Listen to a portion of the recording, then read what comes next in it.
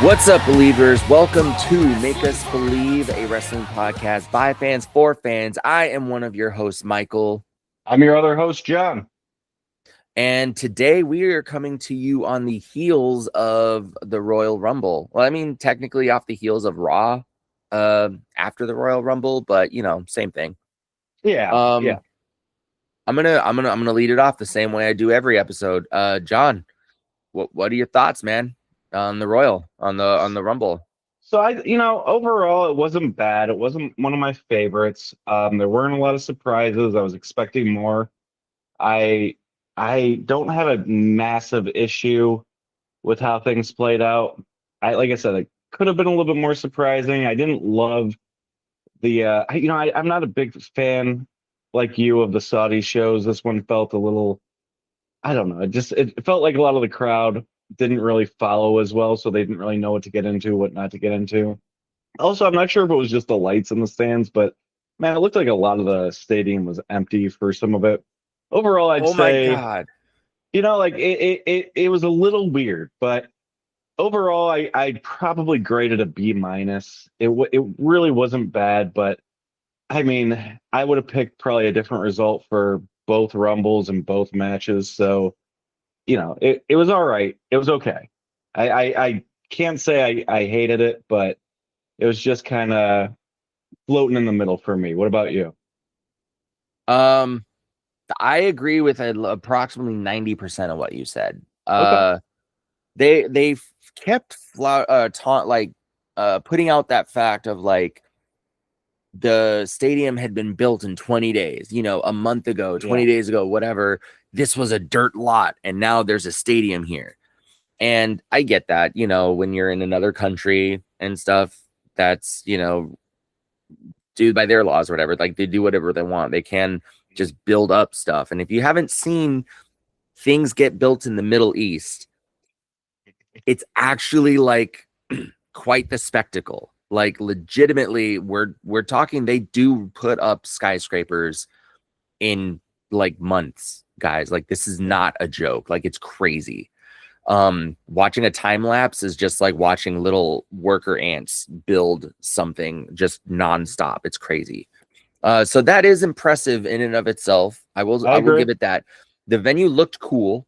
You would not have known it was a dirt lot if they hadn't said it. I will say that. I do 100% agree with you on the fact that the lighting and the way that the stand seating was done was terrible, because they wanted those, the seats with the little LEDs on the edge that can make the lighting effects in the crowd and everything. It ended up washing out 2/3 of the stands, so it looked like 2/3 of the building was empty when the back end of the stand, the seating was shown on camera. It just looked empty to me, and I was like, ooh, this is not a good visual. This is Hmm. really not a good visual. So I'm so glad you brought that up. um i would I would say this is a solid C plus, maybe B minus, like in that realm. Yeah. So we're pretty close on that. I didn't mind the fact that there wasn't a ton of surprises, because some rumbles, that's all they do, and you'll have like 10 of the entrants be random callbacks to like the 1980s or something. Yeah, there's a sweet And spot. yeah, and that's just too much. Versus this time, it felt more like what you were getting in like that age of the I don't know what they call it, like the Federation years into the Attitude Era, like that cusp right there, where they Hmm. weren't doing a whole lot of surprise returns, and it was more of like, okay, here's the roster, this is what you can expect, and you pretty much can think of everybody that's going to come in and not be surprised. It was kind of more in that realm, in my opinion. Um, but it wasn't bad. I didn't feel like it was bad necessarily. I mean, speaking from a draft points perspective, I can't say that I'm mad at the people who won. But I might be biased in that decision. Speaking from a fan's point of view, it's weird. there were a lot of different directions that they could have gone and that could have really set up some really cool matches and storylines in the next couple of months to come, for the, for the all important road to WrestleMania, right? Yeah. But it didn't seem they did that. Like they kind of felt like they went the easy route. And I don't know if that is just something to build on after WrestleMania, or if this is just, we're giving people their due. Like, I'm not sure what that was, but, we'll find out. Yeah, I agree. We had Liv winning for the women. That was that was all right. We were both pretty firmly on the side of Raquel winning that. She didn't. Hmm. You did pick Liv first. That paid off for you. And just to recap, guys, last episode, Mike and I did a 10-person draft for the Rumbles. I'll give you a quick recap on that. As far as the women's Rumble go, I won on points, 167 to 163. Mike did pick the winner, but overall I got more points. And then for the men, um, Michael definitely squashed me. He got 120 points. You could argue 128 because of a certain someone, but we're gonna go 120, and I scored a measly 98, getting 5 of my 10 picks as goose eggs. Um, the 5 I had picked that didn't show, well, first my first 4 draft picks, Sammy, Finn, Jericho, and KO. I'm very disappointed that none of them slipped their way into the Rumble. Sammy and Finn were my favorite. Like I really wanted one of those two to win it. They weren't even in the Hmm. match. Jericho, I thought this would have been a perfect spot to return. I'm assuming he still has some legal obligations to AEW. Not sure if or when we'll see him, but that would be great if we could get something, maybe even at Mania or the night after Mania. KO, Hmm. he clearly is still hurt. So no real idea when he's expected to return. And then for my ninth pick, I picked Ethan Page. That was kind of out there. He's obviously a big guy in NXT, but he didn't wind up showing up either. So 98 for me, 120 for Diaz. That puts our totals at 283 for Diaz, 265 for me. So overall, on our inaugural Royal Rumble drafts, Diaz is the winner. But yeah, I just wanted to touch again real quick, kind of on the matches here.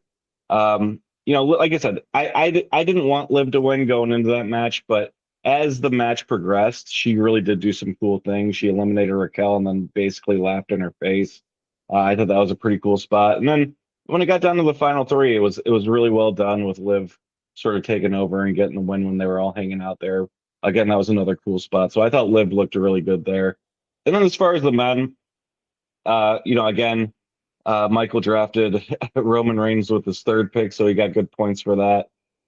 Overall, like I said, Roman wasn't my main pick. I will say on Raw, he won me over a little bit more. That was a really great back and forth between him and Punk. And Yeah, it it kind of was. it kind of sold me a little bit more on that decision. And then we had the two matches. We had Drew beating Sammy. I kind of expected it. This is Drew's first title defense, but man, they got to figure out what they're doing with Sammy because I do feel like the clock's kind of ticking on when they can give him the World Heavyweight Championship. It's just, people aren't going to stick to this coming up short story over and over again, which has kind of been Sammy's thing for the last few years. And then we had obviously AJ losing the Gunther to have to retire from WWE. There's a lot of speculation on whether he's done, or maybe if he'll dip to TNA or AEW. Um, I wouldn't be shocked either way on that. I think that it might be best for him to be done, but I mean, he said he wanted to retire this year, but I'm not gonna lie to you. When it comes down, like, let's say he did want to have a few matches outside of WWE to kind of round out his career.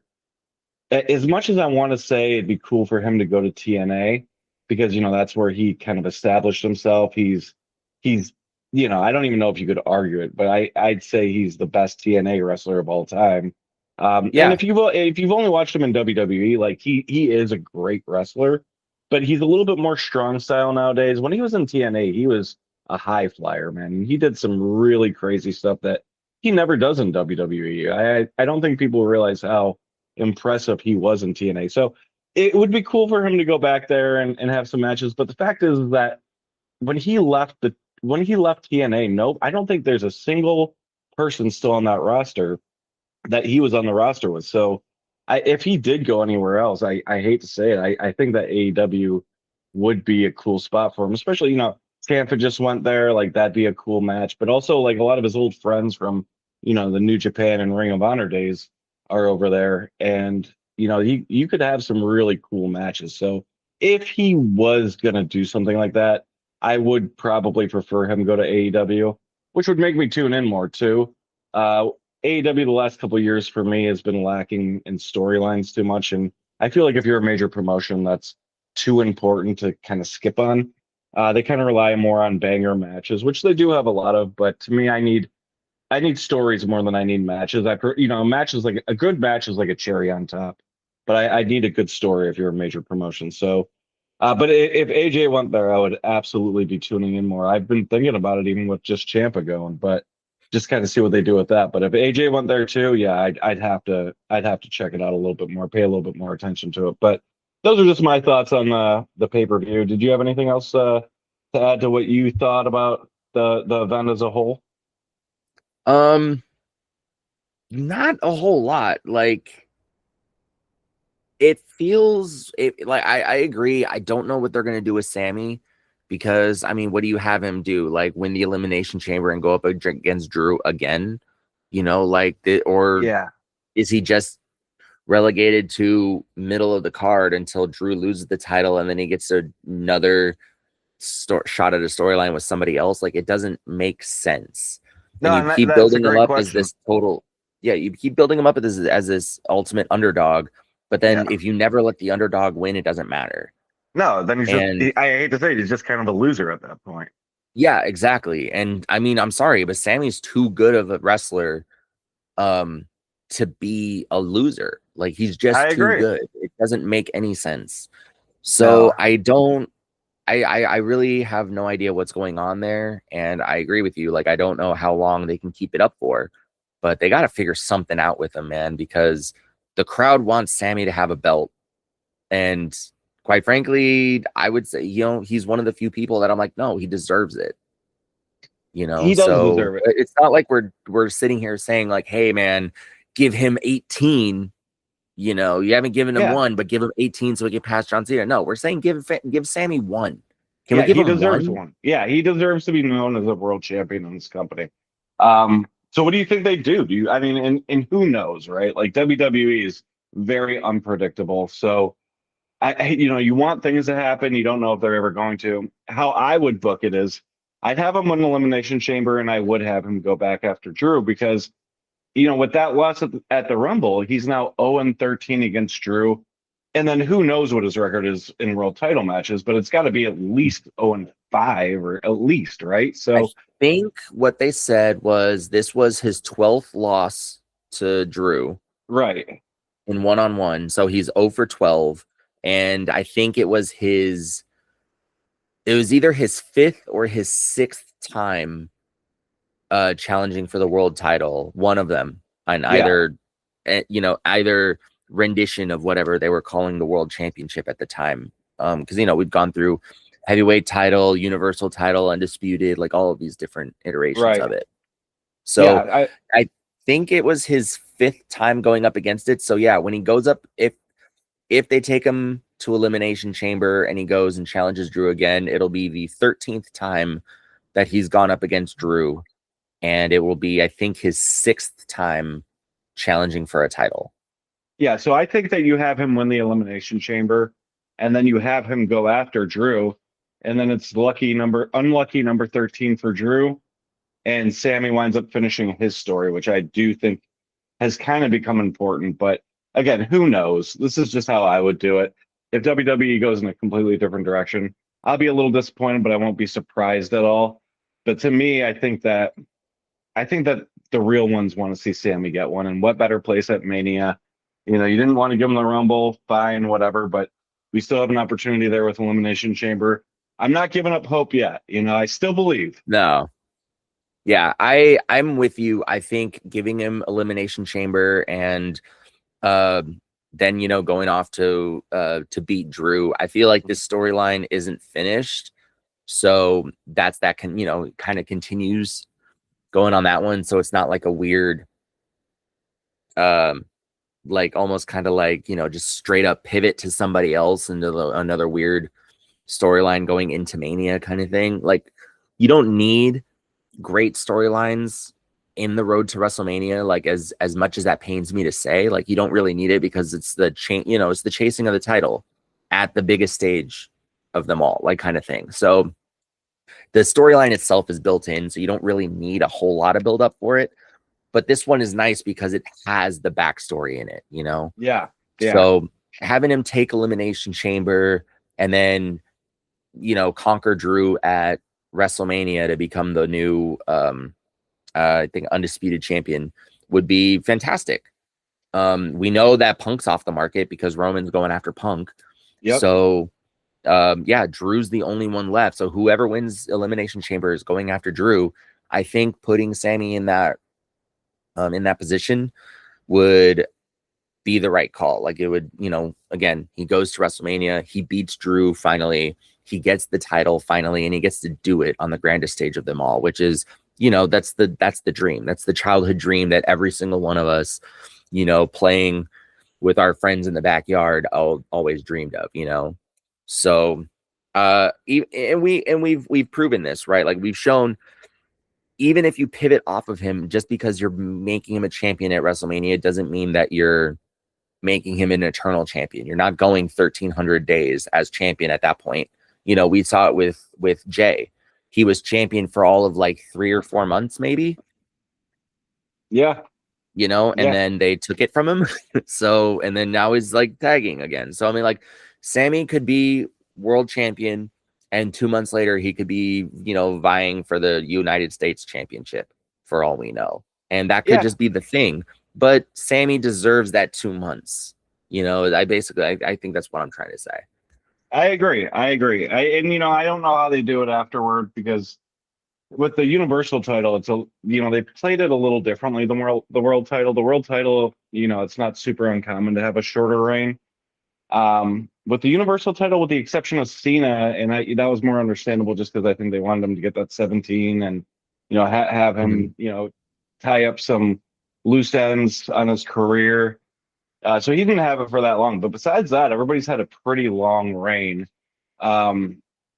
So if you have him take it off of Drew at Mania, that makes Drew's title reign about 3 months, which I don't have a problem with. But then I do think you probably have to have whoever takes it off of him, hopefully Sammy, have it for probably 6 months, which I'm okay with. 6 months is a good title reign to me. Like, you don't, Yeah. you don't have to go much more than that, and you could have them have some good matches, some good rivalries, whatever you want to do. But I think ultimately we agree, Sammy needs to hold this title at some point, and to me, there's nobody better for him to win it against than Drew, who's an obstacle that he has not been able to overcome.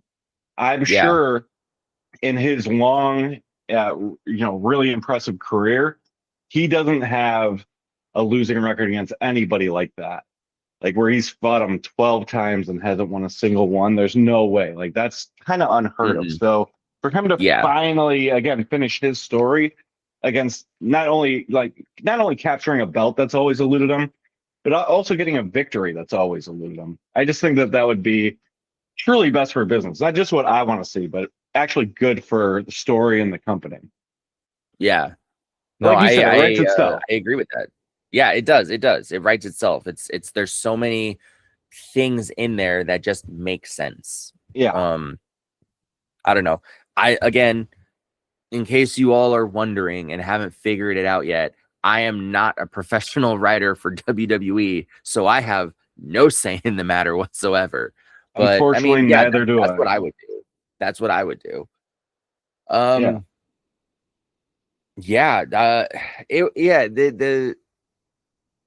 I don't know, like the Rumble just felt kind of weird. It was very much centered around the Rumble matches, which is it should kind of be, but at the same time,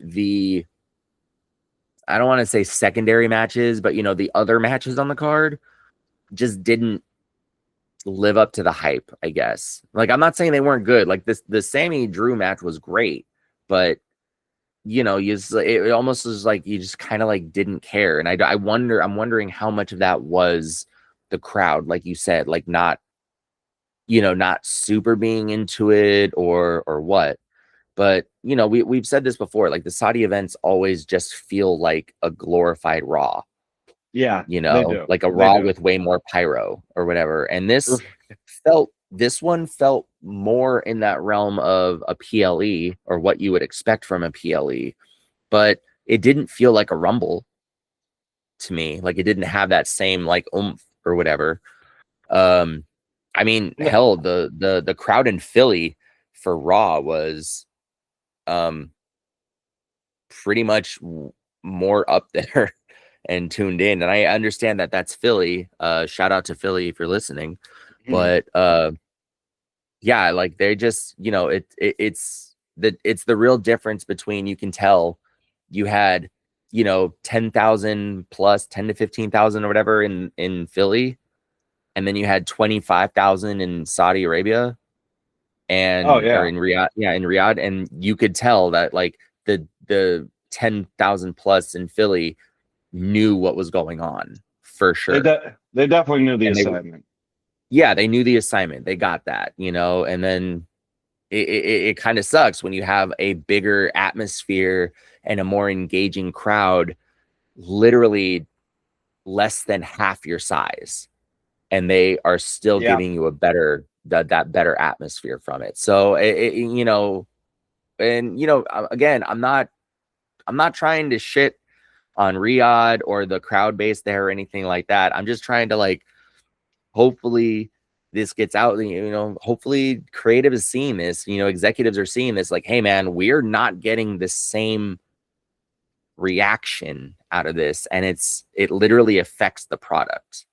It yeah. brings down when it brings down one of your big four, you really have to kind of ask yourself some questions. And they're supposed to have Mania there, what, next year or I something? know, I know, I know. That's gonna be I'm like, rough. what? I How the hell is that going to happen, dude? It's like, and the crowd goes mid, yeah. for Mania. It's Like just a that's bad crazy to look. me. It's a bad look. They just paid too much money. But yeah, no, I agree with what you said. I if I had to throw out fake stats, I'd say it was probably 60% of that crowd just kind of not really knowing wrestling as well as, I assume, I just always assume that their king is such a fan of wrestling or whatever, like that he just pays boatloads of money and, people go because it's a spectacle. Not all of them, I think, are actually wrestling fans or super familiar with the current product. So I'd say it's probably 60% the crowd. For the non-Rumble matches, they were very predictable, right? Like I think Yeah. pretty much everybody knew. Like, AJ, I wasn't as sure about. I was hoping to be worked, but you kind of saw the writing on the wall. They were giving you all the signs, and then again, like I said earlier, that was Drew's first title defense, and he's been really working to get this strap back. So I didn't think there was any chance of him losing, even though I wanted him to, but I knew it wasn't going to happen. And then, kind of going back to it too, there were kind of some lack of surprises for this. We didn't, like I said, I wanted Finn and Sammy. Neither one were in the match. AJ Lee wasn't in for the women. I wanted Mm-hmm. Jericho to come back. He didn't. And then you got, some good workhorses who could do cool spots like Montez Ford, Carmelo Hayes. They weren't in the match. Yeah. Tamatanga wasn't in the match. Bianca didn't return. Soraya I didn't mean, return. Trish Stratus usually makes a cameo at these. She wasn't there. Lita all wasn't right. there. Of course, the So, Wyatt Six doesn't do anything. I know. I'm just going up, and it's right. like, No, no, no, no, no, no, geez, no. But like, you brought up a fantastic point. Like you had Solo Sokola in there, right? yeah, None of the other MFTs, none of them. yeah, You yeah. didn't have anybody from the Wyatt Six jump in for None of either them. Rumble. But And I'm everybody like, from the Vision was why? in there. Yeah, but you had every member of the Vision. Like, Yeah, what the hell? Like, you have 30 spots. Use them, yeah. like, use them. I will say that, like, Braun getting, like, eliminated right off the bat, like, immediately, beautiful. Like, I did not see that coming. I was expecting him to be, like, number 27 or something, like, getting, like, and been, like, the last four people in the ring or something like that. Like, that's what I was expecting. Well, let's from talk that. about that a little And bit because that yeah, actually does like that is a really noteworthy point because like I agree. I didn't expect that at all. That was pretty cool. But let's a couple things too. I'm gonna digress really quick. I hmm must have misunderstood him because I swear Cody said he was coming in at the number one spot. I must have misunderstood him. I thought he said that clearly, but he must have just meant that I'm the number one person saying that I want to go into yep. the Rumble. But He's the I first yeah, person yeah. declaring was what it was. Yeah, okay, yeah. So I definitely misunderstood that because the way he was saying it, I thought he was saying he was going in at the number one spot. So last episode, I even ranted about like, why would you do that? Turns out that wasn't what it was at all. But anyway, going back to Braun, yeah, that was cool. I don't know who this masked person can be. I almost feel like a few episodes ago when we were doing like overplayed spots, it kind of feels like they're starting to overplay this bit with the masked man. It hmm does raise a few questions. Because I was kind of thinking about it in my head who this guy could be. It can't be Seth, right? Because Yeah, Seth Seth would the be body type's not the right way. no. He wasn't moving the right way. Like it just, there's a lot of little things when you're watching Seth. It's like it just doesn't look like Seth. I agree. And also, why would Seth need to wear a mask? Seth has a very clear and open vendetta against them. I think Yeah, Seth would could have just done it or came into the match, but he didn't have to be masked. It wouldn't really make any sense for no. him to attack. Like you could attack him unmasked. People get it. Braun gets Or it. You know, or he it's comes in understood. masked and then rips it off and Yeah. shows it's Yes. Seth. Yes. That Yes. makes more Yes. sense because Right. you want Seth. The fans want Seth to come back. We Yes. want to see him. We don't want to see a masked guy come in, screw Braun over, and then bounce out with the mask still on. Like we want Seth. So if it's Correct. Seth, it doesn't make any sense to hold him in a mask for however many weeks that this might happen. Yeah, because that's not a mystery at all. Like if it wound up being Seth, it'd be like, oh well, yeah, like obviously Seth has like I said, it just wouldn't make any sense for him to hide his identity like that. And then they acknowledged it on Raw, which I'm glad they did because I was also thinking it during the Rumble. I was like, well, the last time we saw this, it was Austin Theory. Could it be Austin Theory maybe working for Seth? But the fact that they acknowledged it at Raw, I feel like it probably isn't him, but he was my number one suspect until Raw. But now I feel like because they acknowledged it, it might not be. And again, let me just say I could very well be overthinking it, which means they're doing a good job, at least with that. Um, because if you're thinking really heavy about it, then they're doing what they wanted to do. So I don't Yeah. think it's Austin Theory now. I really kind of thought his build and the way he moved, it looked a lot like Finn Balor to me. But that doesn't make a lot of sense either because he doesn't really have anything at all to do with the Vision. And he's also a heel in a heel faction, which they're also heels in heel faction. So I wouldn't really understand the angle, but if I had a guess, I'd say that kind of seemed like Finn to me. But I don't know. I really don't know. What are your thoughts? Like, do you have any suspects? Honestly, I'm still kind of in the Austin Theory camp. Like just because they called it out doesn't mean that it's not him, in my That's opinion. fair. Like That's fair. that's the all it's like one of those like classic smoke screens, right? Like you Yeah. put him right there in front of everybody, so obviously it can't be him, like kind of thing. Yeah. Um, I for everything you said, like it makes sense that it could be Finn, but it also at the same time very much doesn't make sense that it could be Finn. Yeah. Yeah. I was I don't know thinking why that he would do that. Yeah, I was thinking that the possibility of it being a that it could be Jacob for a second, but then I was like, nah, the body type and the movement's all No, wrong. yeah, yeah. Possibly LA Knight just to, to screw over Braun, but again, LA Knight's a big I boy too, think though. He's bulk. Like he's a he's a big real boy. bulk Like I guy. was Yeah, so I was like, I mean, realistically, every time I keep looking at who has beef or who could potentially have beef, because it's like, all right, well, now you're starting up a new storyline, essentially, probably for Braun, right? Hmm. Specifically for Braun. And I'm like, yeah, the only like nobody really makes sense because they haven't been beefing with anybody. Like they've been beefing with people, but all of those people were kind of in the Rumble already. So it didn't make sense. to just kind of introduce a new feud right now, this close to WrestleMania. In my opinion, I don't know. It feels weird if you're trying to go for that big match feel. Like I don't know who else would make that work. So I don't know. I really have no clue who it might be, and I don't want to necessarily speculate on who it could be because I honestly have no idea. If I had to pick gun to my head, I would say it's Austin Theory. I'm okay with Austin Theory and Finn Balor being suspects 1 and 2 here. Like I Mm-hmm. said, I don't like we both said. I don't understand what Finn's motivation would be for it. It really seemed like Finn with his mechanics and build. But Mm-hmm. Austin Theory, like I said, especially if he's kind of working on the sly with Seth, that's a pretty easy storyline to go with too. So we'll Yeah, see. We'll have to stay tuned.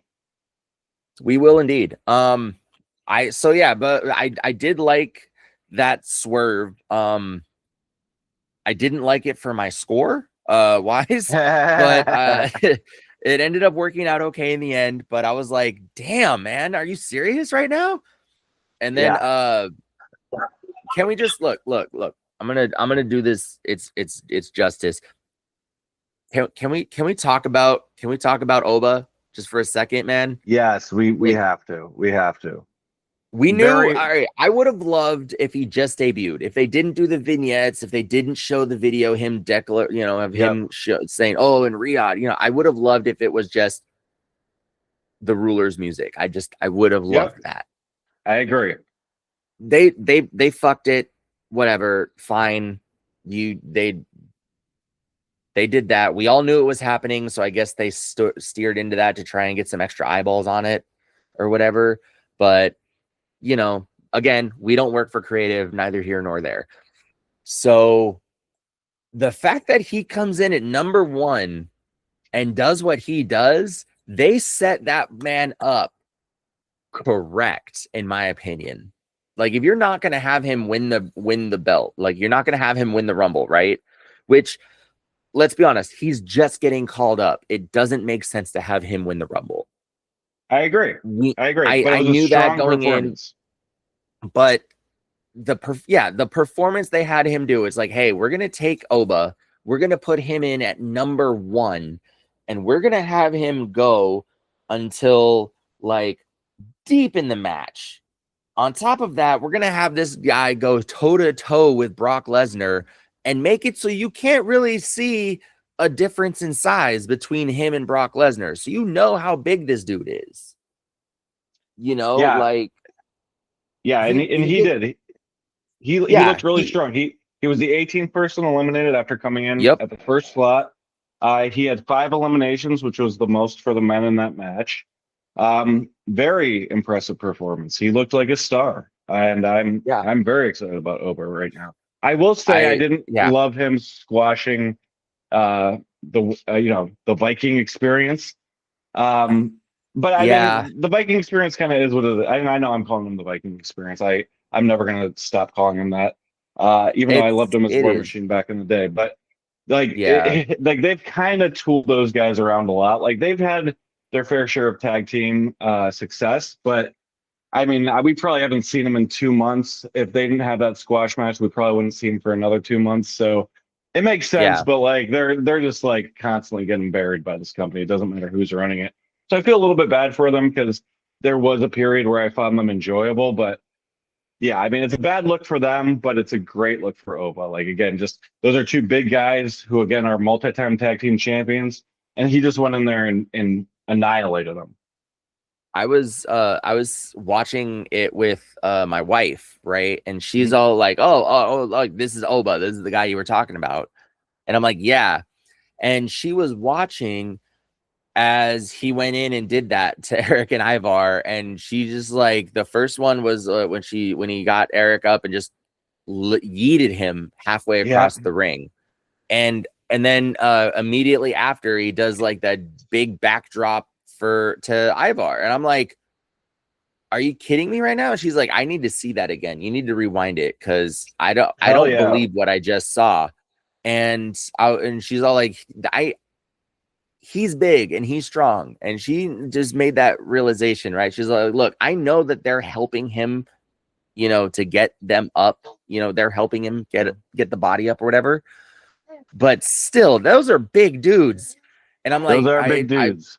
I told her, I'm like, yeah, exactly. And yeah, sure. In that first bit, Eric helped get him up, he helped him get Yeah. on the shoulder, up in the hold.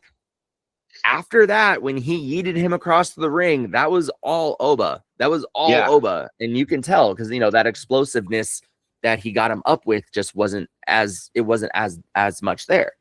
Yeah. So, That's a which big, makes strong sense. man. Again, he's a big dude. Like the Yeah. like the War Raiders are not small people. They are not. No. So yeah, I'm with you. I love watching them wrestle because they are a true tag team. Like they Yeah. have the chemistry, their back and forth is great. Like they're amazing in the ring to watch in the tag settings. So I was not a fan of them getting buried because I really do enjoy them. Um, I love I love the optics it gave Oba, though. I'm not gonna lie. Yeah. I love the fact I was like, yeah, he came in unprompted, came down and essentially gave them the Brock Lesnar treatment, like Yeah. Absolutely. is It what was was it was happening great for there. him. But the first thing I thought was like, we always talk about how we kind of want to see more out of the tag division. This did not help the tag Mhm. division, It but did not. it did help for them to kind of keep creating this new big star. And it definitely served its purpose there. But yeah, I mean, you got two loyal guys who have been there for quite a while at this point who are a part of your tag division that you haven't been utilizing properly, and you squashed them. So it's bad for that. I think that they're gonna, well, not that they're gonna be fine, but I mean, like, they're not, I don't really think that anything worse is gonna happen to them. They're still trying to build up the tag division, and they have some solid tag teams in there. I think that they just need to figure out the storylines and the directions. I think once they do that, that the War Raiders are gonna get, they're gonna get more of their time to shine in like I, legitimate matches and stuff. I think that with them in the current, in that current mode of rebuilding those tag, like those, that the tag division and making it relevant again, that this early on in that process, a sacrifice is okay. yeah, but the um problem is you already kind of have sacrificed one of your teams because Champa, like I mentioned, just went to AEW, so yeah, that ruins DIY. DIY is no longer a tag team, and then you have them who, again, they haven't really been on screen that much lately. I guess maybe a year ago they had the tag belts that they dropped to New Day. I mean, that seems forever ago now, and they haven't done much since. So I mean, I can see them being around still, but I mean, how do you have them any more than a stepping stone for another tag team that you're trying to promote? Like, I don't see them doing anything for the foreseeable future. not for the foreseeable future. I think it's going to be sometime, oh, is it like probably closer to Backlash or something, when they start making some noise. I would give it like that time frame. Like they're probably gonna be that stepping stone, like you said, and they're probably gonna be pushing. I mean, I would assume it's gonna be, obviously it's gonna be the Usos. It's probably gonna be New Day. Um,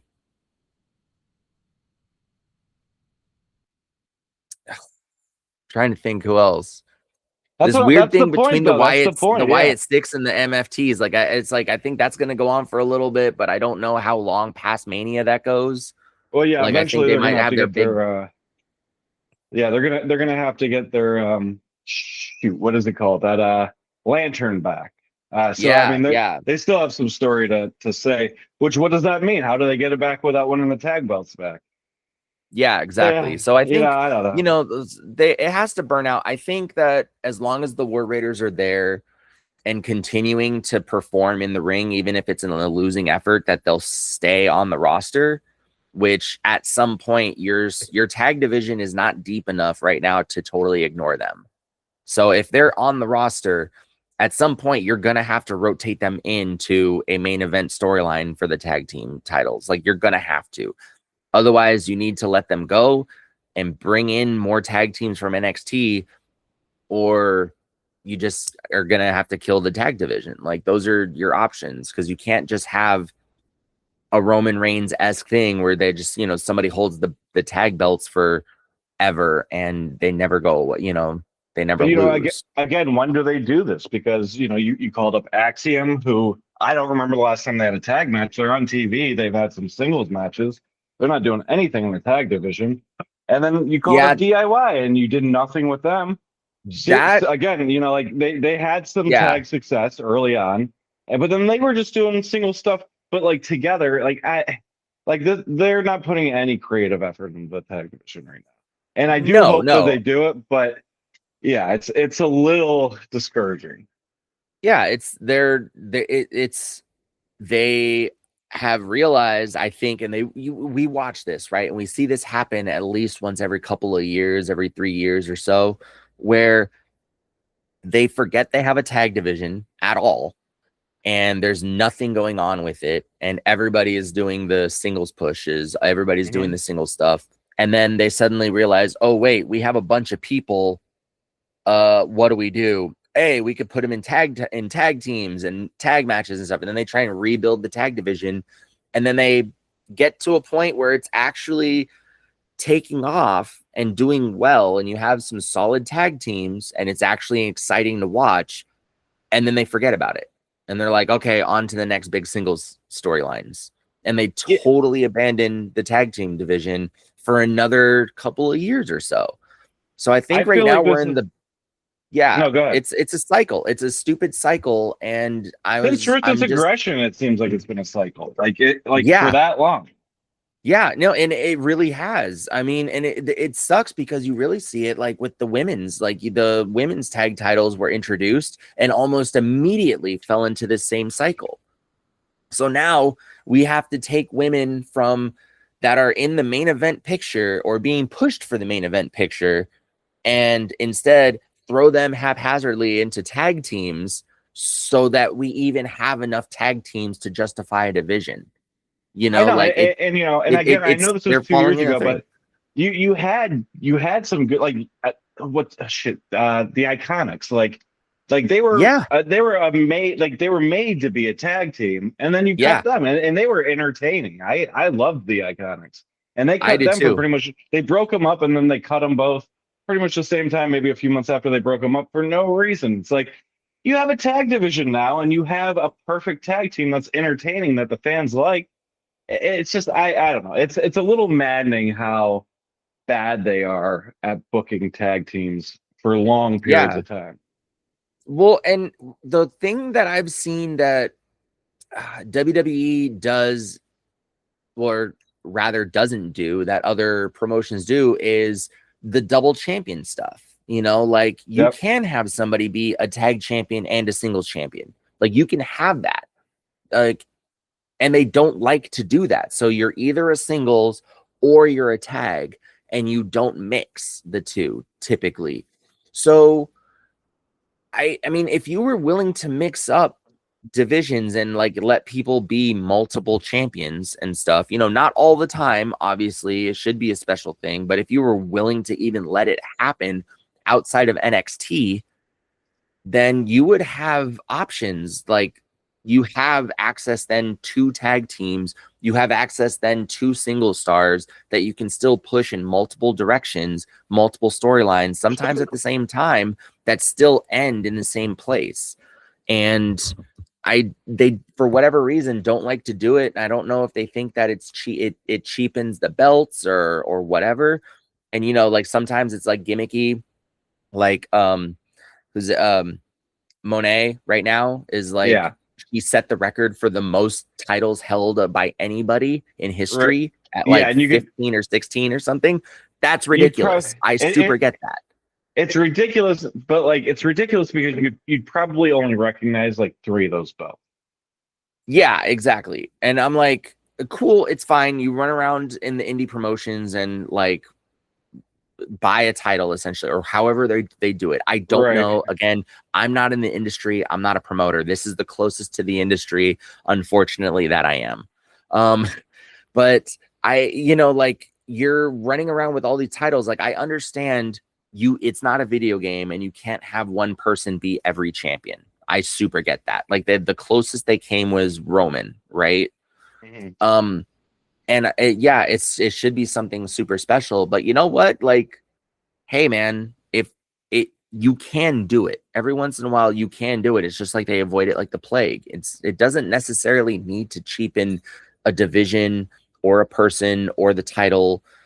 It it just is what it is. Sometimes it leads to a better storyline and you should just let it happen. And they don't like to Yeah, do that. I So I I I don't mostly know. agree. I would say that I agree with you 90%. The problem with that is that when somebody has multiple belts, usually the tag belt is their secondary belt. They're not that focused on it. I mean, but you could do anything as long as you book it well, but it kind of always goes back to they're just not booking the tag teams well. I think that a double champion can Mhm. work out great, but you got to book it to where the tag belts still seem important. And Yeah. I mean, I might be dating myself, but the last time I feel like this happened was probably when the Miz had three belts, when he had both tag belts and the US title. The tag belts still felt pretty important at that time to him. It seemed like Mhm. he actually defended those belts more than he did the US title. And again, this was a long time ago, but that's the only time I feel like I can remember somebody holding multiple belts where the tag belt still felt important to that person and not just like an extra throw on. Yeah, I agree. I think the major problem here that we can both agree on is that they don't focus, they don't put enough actual concentrated focus on the tag team division and making it important. Yes. It's like what they did with the women's division back in the day, and that was the time when you got up to go get your refreshments or go to the bathroom or something like Yeah, that, because exactly. that was the match that you can miss and be okay with. It almost feels like that's where our tag divisions are at for both Totally agree. both the men and the women. Like it doesn't, like the tag divisions across the board are just not good, No. and it sucks because we have some of the best wrestlers in the world in that division, like or in those Oh divisions, yeah, they put on great matches, but kind of going back to what I was saying earlier is that if you're a major promotion, I need storyline above all else, and then a Hmm. great match is the cherry on top. They have great matches, they just don't have the story backing to make it a really compelling match to watch. So yeah, hopefully that could be something that they start focusing on. I mean, probably not going to happen until after the Rumble, but as we've talked about before on previous episodes, WrestleMania is kind of the new year of wrestling. Like that's when the new year starts. So I'd like their New Year's resolution to be a little bit more tag team focused. Not that it needs to be like the primary thing that we're watching, but just make a good story. Like it's not going to take up that much airtime to put, to make us believe in what we're watching. And that's, you know, no pun intended, but that's kind of what we need. Yeah, no, absolutely. I'm there with you. It'll be interesting to see because I mean we still have Elimination Chamber coming up, right? Like we still have Yeah, that on the horizon. So we still have another PLE. I know we look at it as a baby rumble and who else is going to get for the other belts and whatnot. But it is important though. realistic, It's very important. it is important, and it's the last stop on the road to WrestleMania where storylines can have little like hijinks happen, or new storylines can be built up for Mania in that time frame. Like you have enough time in the two to 3 months between now and Mania to build a couple of storylines if you really wanted to. If you wanted to put the tag titles in relevance in Mania, you could make that happen. If you wanted to put the IC title or the US title on both the men's or the women's in a match at Mania and have it make sense and be a draw, that can happen. You can make that case. Hell, you could even swap champions at Elimination Chamber and still have it be a thing. But Oh you have yeah. to have that focus. And I don't know what they're gonna do. Like that's the thing, is like it seems in the last couple of years at least, it's been all main event title, and we completely forget about the mid card and the other divisions in there. No, I mean, you hit it on the head. I really do feel like they have their focus. and everything else falls to the wayside. You got a couple really good things going on, and then you're not making a complete show when you do this, and that's why when people you know speak fondly about like back in the Attitude Era, it's not just about all the shock value they gave us. It's that everything felt important, from the tag belts to Hmm. the mid card belts. Everything had a story that you were interested in. And I'm not saying that, all of those storylines aged well, but at the time, they were all very compelling stories. And it didn't matter if it was the European title or the World Heavyweight title. Like there was a damn good story. You knew exactly why these guys were fighting, and you were invested. Or And I think that that's something that's kind of fallen off over. And again, I know that that was like 30 years ago now, but I mean going on. But like, man, like they got to figure something out to where we have a complete show where everything, for the most part, 90% of what we're watching is something that we've bought into. yeah, I mean, each show has two titles for men and two titles for the women for singles, right?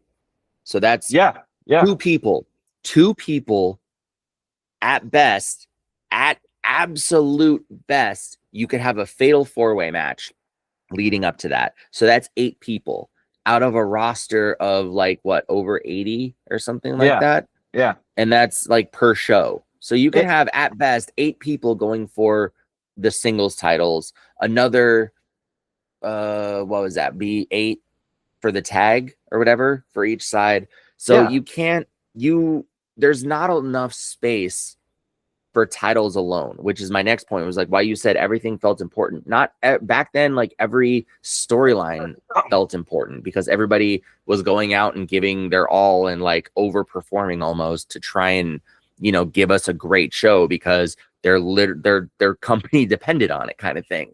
Yeah, oh yeah, the Um, Monday Night Wars definitely helped to fuel that. But yeah, I mean, yeah. and So to your point, what you so touched on, you got an 80 something person roster and a couple titles. Like those titles should always feel important. There should never be a moment mhm. where even the mid card titles feel like an afterthought because the roster's too big. These people should want to be a champion, and they should be going after these belts with with some serious motivation. I don't know, but Yeah. I agree. No, I think they have an issue with storylines and coming up Yeah. with good stuff because it's like they it seems like they're in a cycle where everything has to be about a title. Like if you're in a storyline, it has to lead up to a title almost, right? And they really push those storylines that are going to end in a title match.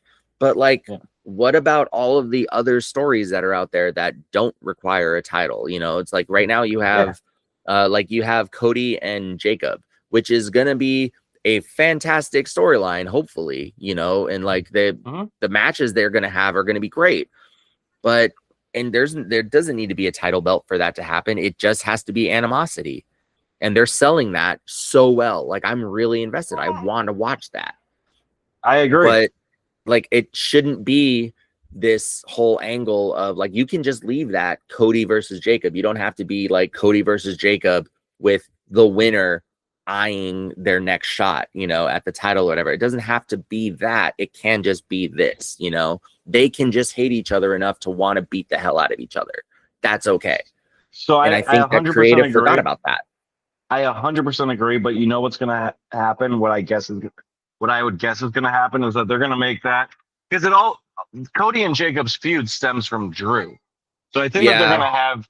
I think that they're going to somehow turn this into a three-way for the title. Yeah, Which which they which always do. which here's the thing though. Like typically, I agree with everything you said.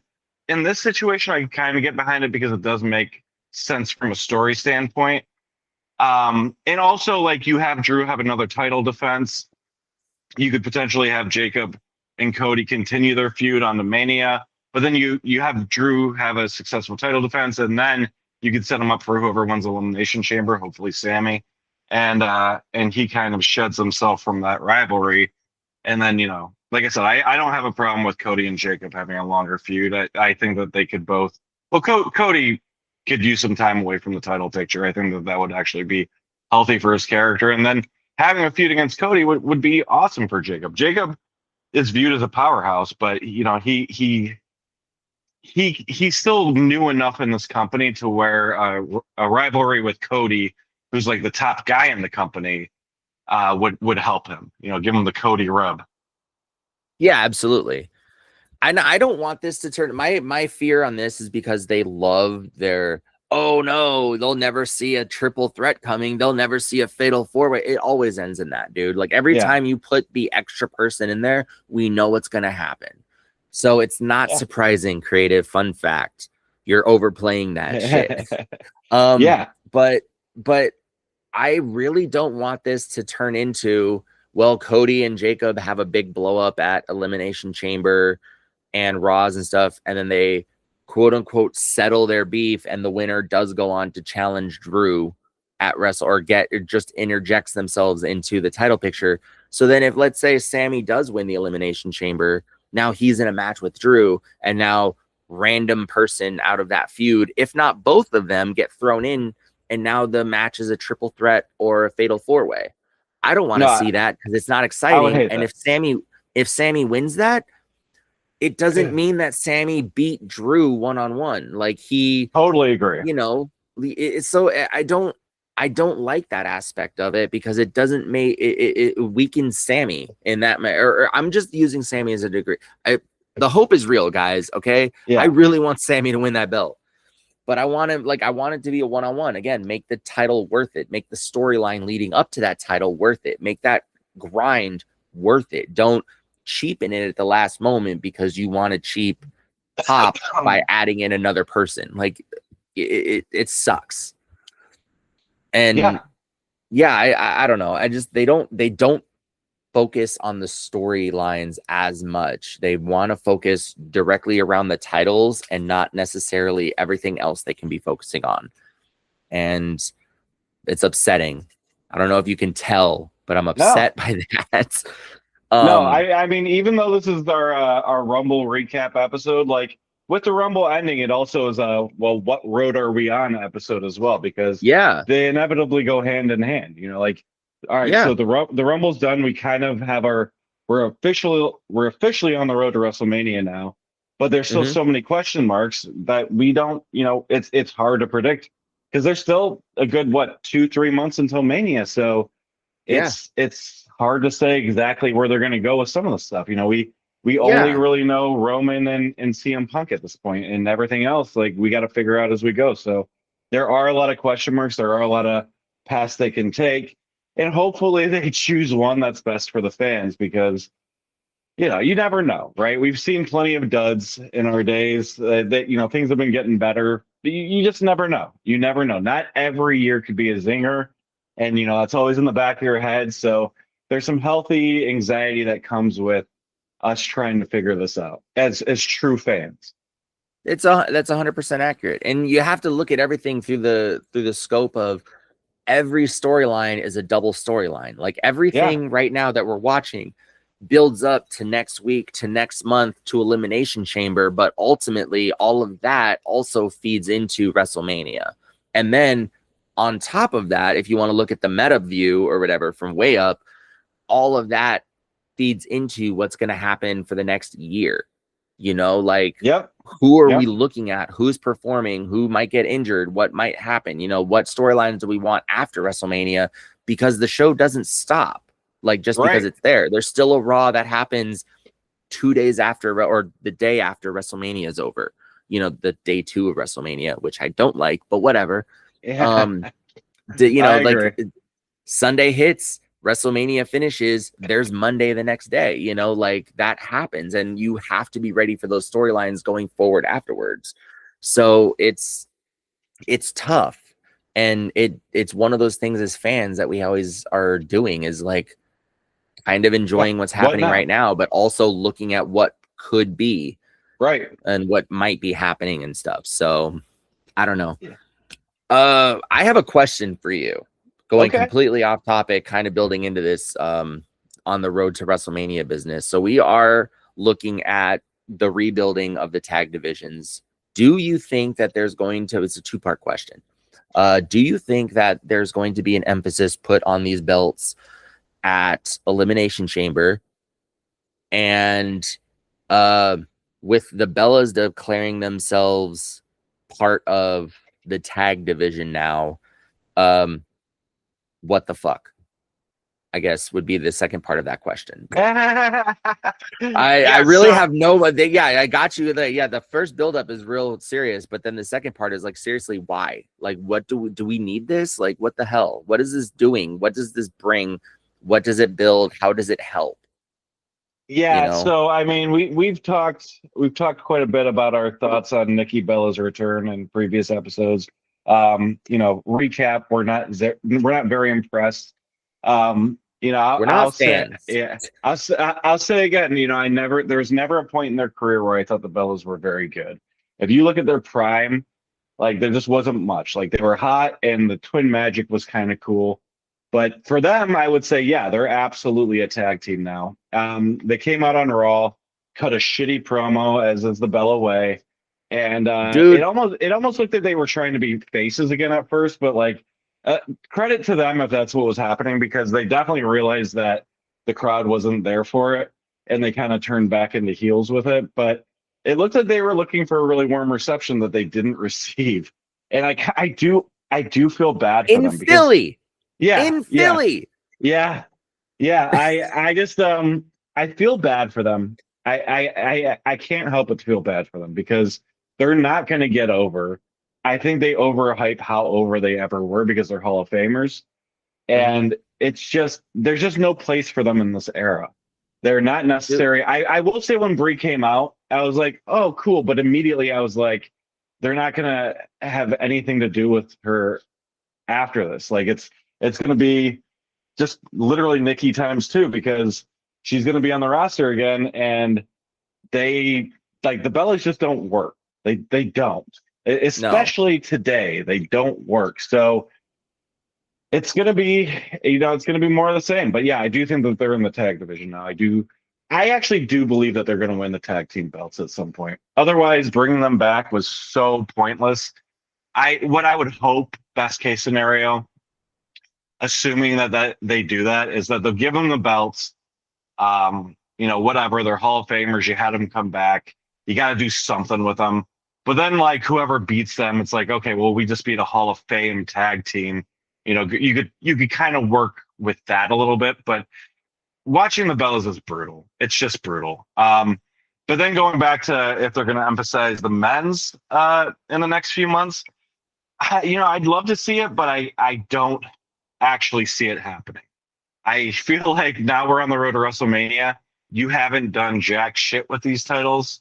Uh, like I think kind of what we were mentioning earlier. I think that we have the MFTs and the Wyatts have a continued feud, at least for a little while, which that rivalry's done nothing for me. And again, I love the Yeah. sentiment of the Wyatt Six, but they're just not working, man. And anybody who has a rivalry against them, either sinks into oblivion or gets fired. You know, Yeah. Killer Cross was messing with him and he lost his job. Like, and he floated around for a little longer after that. It's just they're just a death sentence, and that I I hate it because, like I said, the sentiment's good, but again, I've said this on previous episodes. The only person who could really pull off this gimmick was Bray. God rest his soul, and that was even against bad booking. Like, but Bray could pull it off. Now you There- have people who aren't Bray with bad booking, and it's not working. It's yeah. kind of almost cringe to watch because the tribute is great, but the execution is terrible. Yeah, because I mean, like, how long does a tribute have to last? Because you can't, like you said, it's not going anywhere. I love the Yeah. tribute to Bray. We all miss Bray. Yes. Like everybody does. And I can't. You hit the nail on the head with that. Nobody could pull this off except for Bray. Like he was one of one. Like he was the Yep. only one that could do that, and he did that, like you said, in the face of bad booking. Like Hmm. they booked him terrible, and he still came out and hit grand slams with nobody on base. Like it Yep. wasn't even possible. He still did it, Yep. and he's not. You're never gonna be able to recreate him. You're never gonna be able to recreate that era. And bringing out Bo just for the sake of a tribute made sense for a little bit, but then you're actually trying to build it into something and it's not working. And why? Just at what point do you just, take it out back and be like, hey man, it's time now. Yeah, It's yeah, time. We got to put it down, like yeah. Even it if you want to sucks keep because I both, because love, I love, I love Bray. I love the tribute. I'm a Firefly. Like, yeah, that, like, I thought it was beautiful and I still love think it's beautiful when, the music hits and everything. And then it gets to, the bridge where it's like his old music, but mhm, slowed down and stuff. And I'm like, no, this is beautiful. I love this. And yeah, it's just one of those things of like, man, I wish he could see this, things. But at some point, nostalgia is nostalgia and it's gone. And yep, it has that feeling for a reason because you're never going to get it back. I would love the Attitude Era, but it doesn't mean I want Jesse James to come out from teaching people in NXT to actually, I don't want to see Road Dogg in the ring. That would be bad. you yeah, know I don't want to see Stone Cold in the ring because it would be bad. I want to right. remember what it was. Yes, yes, So a hundred so yeah, percent. I don't know what they're gonna do with that. It sucks. I don't know where this feud is going, and I think they just had to go for one big feud or one big faction. We needed another big faction to go up against them, and Solo's second attempt at a new bloodline, or their second attempt at a new bloodline with Solo, still wasn't going well. Surprise, surprise. Um, so they're like, well, let's just throw them at the Wyatt Six because that's a big enough. That's the only other faction on SmackDown that works, or that's big enough to make this work out. You're not going to be able to put them up against the Vision because the Vision's going to run right over them. Like same Yeah, with Judgment Day. So it doesn't. This is what was this is what was available, and unfortunately, it kind of sucks because you literally threw two factions that were drowning into the deep end and just decided like, yeah, one of you might survive. Who knows? They're just going to drown each other in the process, I feel like. And it sucks. yeah. They had a great debut, the Wyatt Six, but after Yeah. the debut, it was literally nothing. Like it just wasn't. I don't know, but yeah, I Yeah. we agree on I that. hate, I Unfortunately, also hate everything you said about the Bellas getting the world title, like the tag, getting the belts. I hate that. I know it's probably going to happen and I hate it with a passion. yeah, no, no, no, Uh, and I only say that being realistic and following the trends as I know you do. I just mm-hmm. not. It's not something I would book. I would have never hired them back, but That's since they're fair. there, I could see like, especially because like there's just not a lot of good stuff going on, so you might as well do it when it's at a lull anyway, I guess. But Yeah. yeah, it's not ideal. It is not ideal. I'm was like their segment went so bad. It went It so was bad. I terrible. It was was fairly terrible. certain, dude. I'm still fairly certain that if Bree, if not both of them, were drunk, like on camera, like it felt like it got cut short. They like got just turned off and sent out, or sent back to the back. And Uh, it she it started getting him to do the yes chant like out loud. Like that's something you do organically. Like I Yeah, hated and all of it. it was so bad. Like go back and watch it. I swear to do I it gave Jeff Hardy and TNA vibes to me. Ooh, Like yeah. it had that, like, oh, you're not sober right now. You should not be on camera. Like that kind of vibe. But So I'm just that's the like, worst yeah, part though, is like I don't know. It seemed like they were drunk, but they're also just terrible on the mic and terrible actresses. So I don't yeah, know. Like they're them it and could be either one. them in their prime I mean, they might have been able to survive storylines in Evolve, maybe. Maybe, But I mean, maybe. honestly, the Bellas in their prime aren't good enough for NXT, let alone the main roster. Like legitimately, they're there. Like you hit the nail on the head. They're there because they're Hall of Famers and whatever. But aside from that, like they don't belong. They're out. No, They're out. They're out of their class. They just are. Like you can't have a Pee Wee Hockey League go up against the Red Wings. It doesn't work that way. it does Like not. You like, Yeah. sure, you won your regional little, Pee Wee Hockey League championship. It doesn't mean that's the Stanley Cup. Like, that's not the same, like, kind of thing.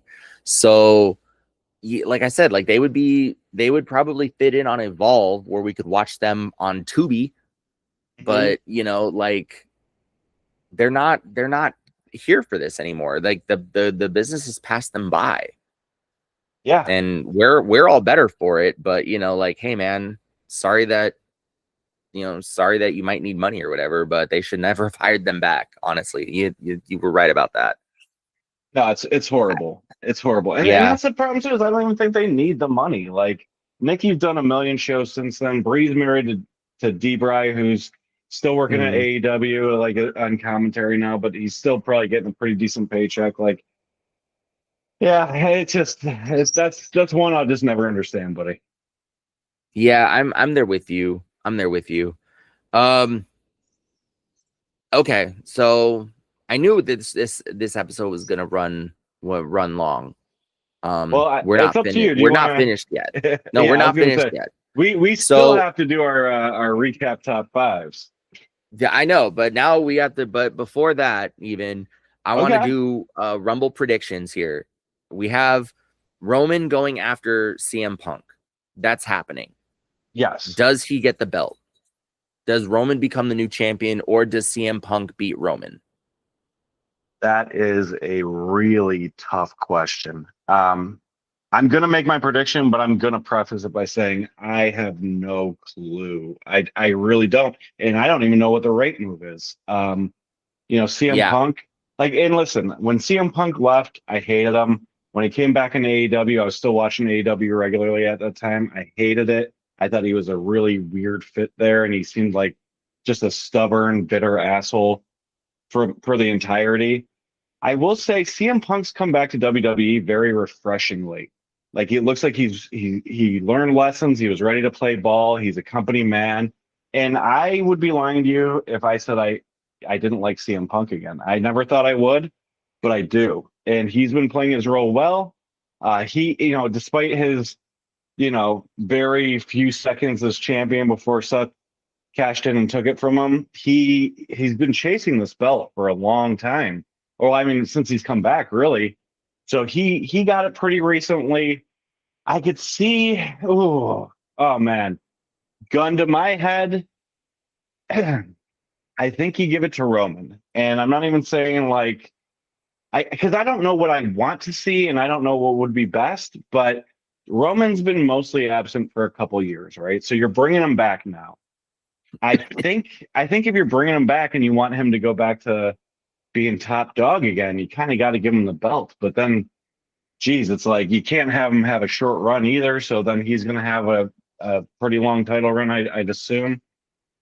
I don't know, man. That's a tough one. I'm gonna edge out a little bit to Roman just because I think that you want to reestablish him as a power, a power guy. And CM Punk's kind of already done that job. Like he CM Punk very much feels like a main eventer to me. Roman kind of yeah. seems like the guy who's been sitting on the couch for most of the last 2 years. So I do think that it would be pretty. I don't know, man. I like I said, I'm gonna lean towards Roman, but I don't know. That actually is like $1 million question right there. What are your thoughts on it? So I think that it would be absolutely short-sighted to give it to Roman, considering the fact that you were building a good rivalry with CM Punk and Finn Balor, which Mhm. you could get at least a couple more banger ass matches out of and give Finn another run with the title. And I think that it would be meaningful, like not only to Finn, but to the fans and stuff. Cause it's like, he's beating CM Punk in all of these great matches, right? And they're having a great rivalry. I feel like that could have happened or could happen. That being said, um, I feel like it's going to go to Roman simply because of that fact of like, oh yeah, the buildup would be great. I think it would be short sighted to ignore that just for the fact of like giving Roman another run at the belt. No, absolutely, they're going to give Roman another run at the belt because it's creative what we're talking about. So that's just what's Yeah. probably going to happen. So I'm doing it for nothing else other than that. I feel like the best for business um choice would be to give it to Punk and continue the storyline with Finn Balor and maybe interject Roman into the title picture later on, or have him go for the other belt. But I don't think that that's what's going to happen. I No, think this is going to be a rivalry that gets pretty heated in promos leading up to stuff. I don't think that they're actually going to really engage in anything other than like, you know, a tag team match or like a four team or 8-man tag or whatever the crap, like kind of stuff that they typically do leading up, where they throw the two main eventers in and either force them to tag up together or put them on opposite ends so they can get a taste of their match kind of thing. But I don't think we're actually going to see them go toe to toe legit until Mania. And I think Roman's going to take it simply because creative doesn't know what to do when they catch the car. It's like the dog chasing the car. They don't know what to do when yeah. they actually catch it. And I think in this realm, they kind of painted themselves into a corner where they have caught the car and now they needed to figure that shit out quick. And I don't trust them to do that. So I'm going to go with Roman. Yeah, no, very fair. I don't disagree with any of it. I think that what's unfortunately more likely for Finn is that maybe he'll have a match against CM Punk at Backlash, and he'll obviously lose because you just had these guys kick off the road to WrestleMania, with Roman and CM Punk with a banger of a back and forth mic drop That kind was of so good. segment. That It was was so great. good. It was great, and I'll say this. I'll go off track a little bit, but I'll put a bow on what I was saying. Basically, I think that Finn's going to lose at Backlash probably to CM Punk, and they're going to squash that rivalry at least for a little bit, so they could focus on him and Roman. But I was talking to my brother about which who I bring up sometimes, but we watch a lot of the events together, and I was telling him like I uh, We I need to get your think brother that on the show, man. I'm telling you he's good. He's been watching forever too, but. I was saying that I felt like this is going to be interesting to watch because Rome just to see if Roman could stand on his own because back before he teamed up with Heyman after coming back from his leukemia scare, Roman was being shoved down our throat and he was not getting over on his own. He was bad on the Mm-mm. mic, but then you gave him Paul Heyman, you gave him, in my opinion, one of the best factions ever, and Yeah. he was great in that. But he had people to lean on. Now he doesn't have Yeah. anybody, so I was like, well, I guess we're gonna see if Roman could swim because this is kind of uncharted territory that nobody really thinks about. But that segment last night made me a believer. It made me believe. That was Yeah, really man. good. I mean, honestly, like awesome by Punk, but that's kind of to be expected. Punk has always been great on the mic, so it's almost weird if he isn't great on the mic. So Punk did great, but Roman did great too, and I was not expecting that. I really wasn't, especially like the first couple minutes of it. I was like, all right, where's he going? What's he trying to do here? Man, when it picked up, it was good. So Yeah. yeah, I'm excited about that. But yeah, I guess I don't. Yeah, we'll see how that rivalry winds up playing out. But for the most part, yeah, if I had to put money on somebody, I'd probably put it on Roman. So the next question is potentially two-part. Um, at Elimination Chamber, do you think that Raquel gets another shot at the title? And if she does she win?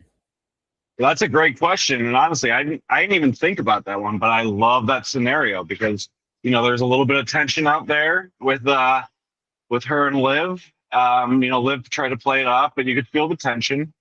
I, whew, I would love that because then you'd have to pit them against. Well, you'd likely pit them against each other. I'm not saying you have to, but that would seem like the likely story. And man, like I was saying, that's why I wanted Raquel to win this. We were talking about it. I just feel Mm-hmm. like it makes sense to give her the push, give her a title.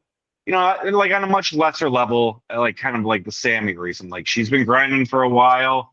Unlike Sammy though, she hasn't really come close. This is like kind of her first Like, all right, I could be in the main event scene, and I'm invested in that. So I for emotional fandom as well as a good storytelling path, I think that it would be great to have Raquel beat her, and then they have to go.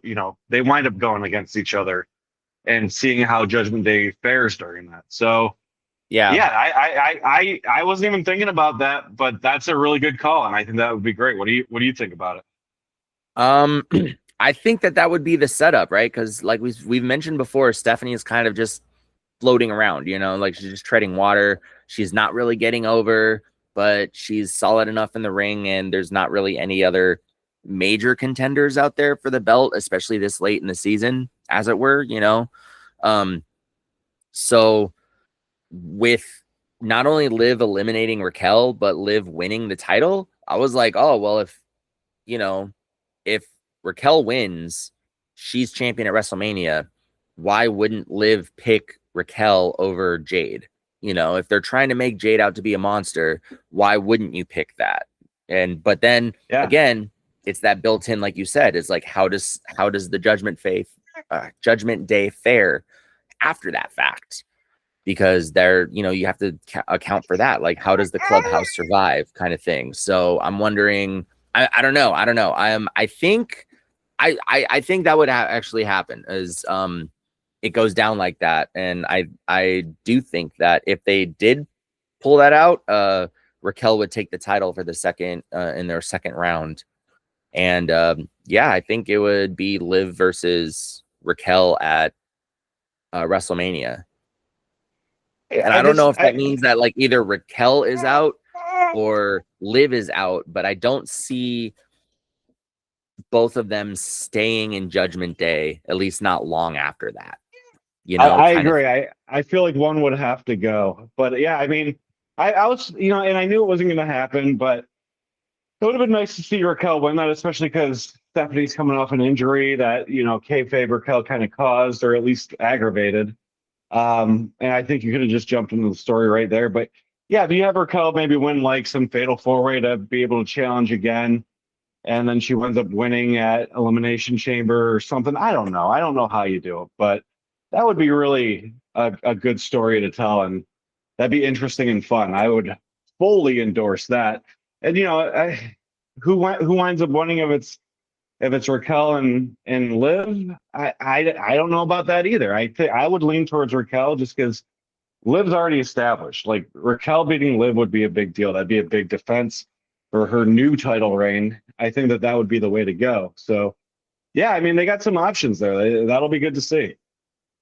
Yeah, I agree. I think that would be the realm or the route to go.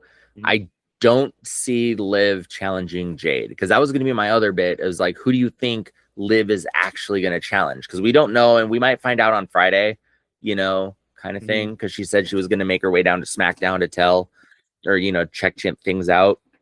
But honestly, I think that Raquel is going, or Liv is going to choose either Stephanie or Raquel for that title bid. I don't think that she's going to choose Jade. I think Jade's going to be kind of like Drew, just the afterthought, Mhm. and the default for whoever wins Elimination Chamber, kind of thing. I agree. I agree with that. Okay, well, with that, yeah, I guess let's do our top 5 All and right. call this a long ass episode, so we don't have to further inconvenience our listeners out there. If you're listening to us, you did this to yourself. You like us. Don't act like you're sad about this episode going this long. You'll be back next time too. I agree. Sorry, Hey, that was you know aggressive. what? That was No, no, no. aggressive. You will be back. You will be You back. will. You will be back, um, believers. Okay. you don't just subscribe to us. We subscribe to you, damn Yeah. it. All right, so I'm gonna kick it off with the ladies here. All right. And I'll go 5-1. Five, I'm gonna say Raquel. Wait, we got it. First off, wait, do we have an honorable mention? I don't have any honorable mentions right now. Okay. All right. Yep. I typically am not above having an honorable mention, but right now, no honorable mentions, just a straight cold 5. So Raquel, she drops a little bit. She didn't win the Rumble. She didn't win her title match, but kind of like what we were talking about, she still has an opening to get back to that, I guess, main event scene. And I do think that, especially after we discuss that, it would be a really good path to go. So Raquel keeps in the top five, but she's number five right now. Number four, I'm not super into her right now, but I'm gonna give Stephanie number four just because she did just come back. She successfully defended her title.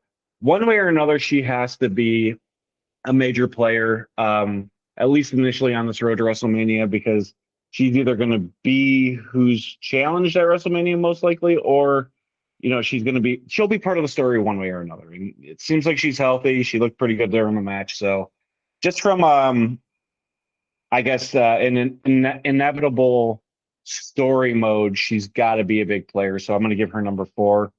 Three, I'm gonna go Lash Legend, man. She impressed the hell out of me. She was the Obafemi for the women. She also led the women in eliminations with, I believe, also five. She looked like a powerhouse in that match. That was kind of her. She's been kind of tagging along with Nia Jax, but that showed that she's got real potential in this division. So I don't know how long she'll stay in the five, but I'm gonna give her flowers this week. With Lash coming in at three. Two, I'm gonna keep Becky in. She's as far as champions go, she's still the one who's kind of running with the torch. So I think that again, leading up until Rumble, she's been carrying the best storylines in that division on either show. So Becky at two, and then one, I got to give props to the Royal Rumble winner, Liv Morgan. Like I said, I didn't want to see her win, but she did a really great job in that match, and she kind of brought me over to her side a little bit. I still wouldn't have picked her to win it, but I was able to get behind it with the way they told the story in the ring. So that's my top five for the women. Five for the men, I'm going to go Drew. Yeah, like I said, he's the champ.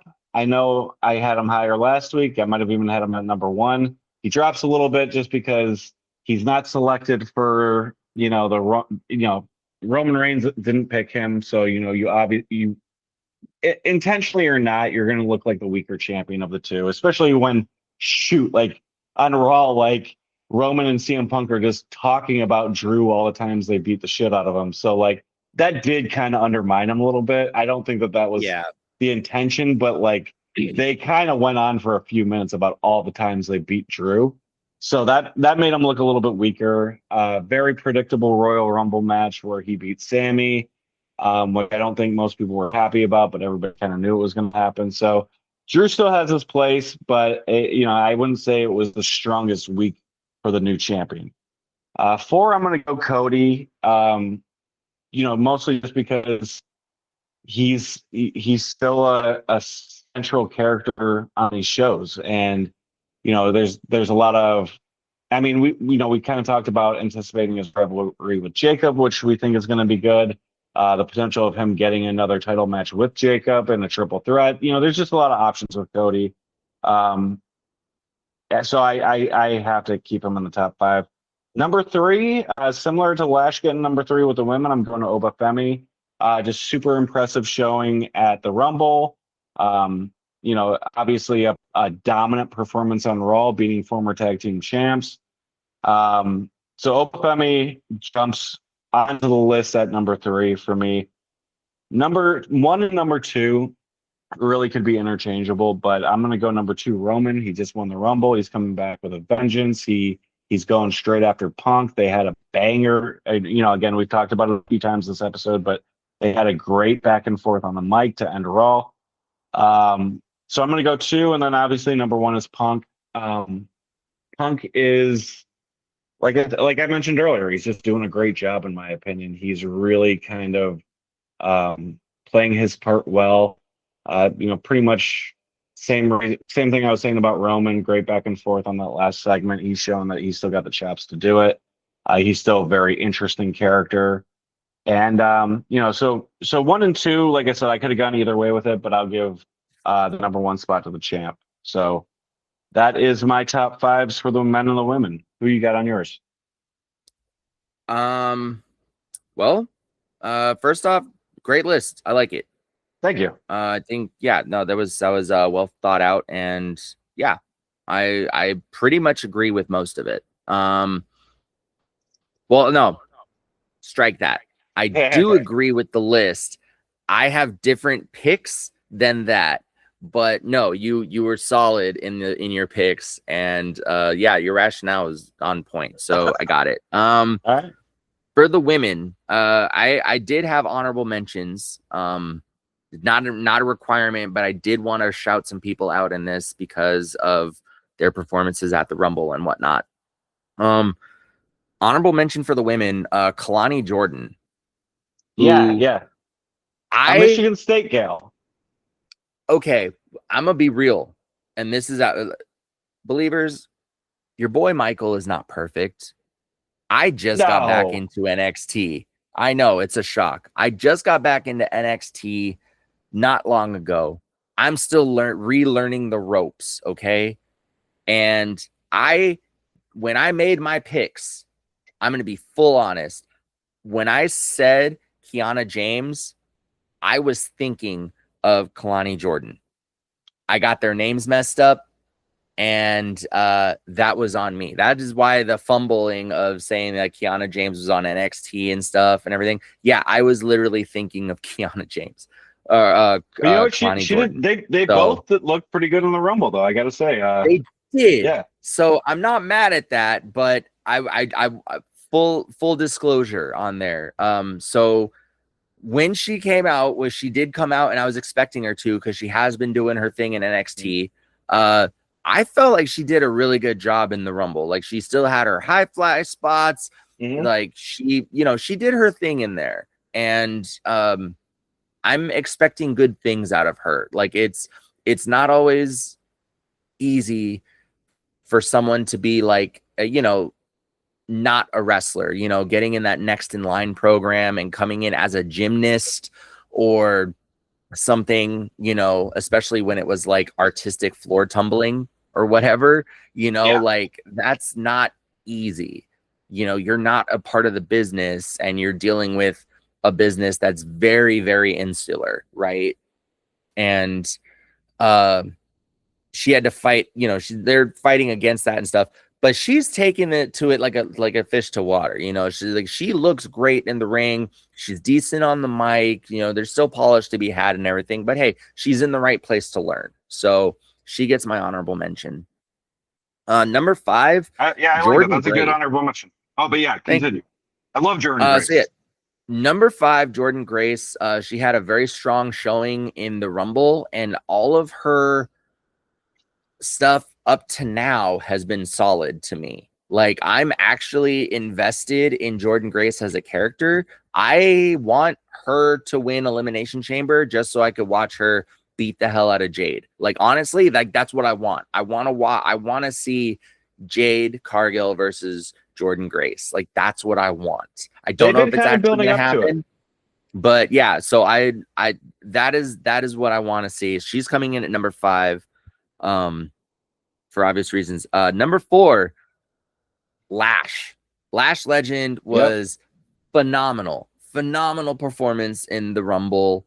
I don't think you could have asked, honestly, I don't think you could have asked for a better performance other than winning. Like Yeah. shy of winning, I think Lash had the standout performance of that Rumble, and 100%. she did it on her own. On top of that, like she did it without Nia, Yeah, Nia was which already gone.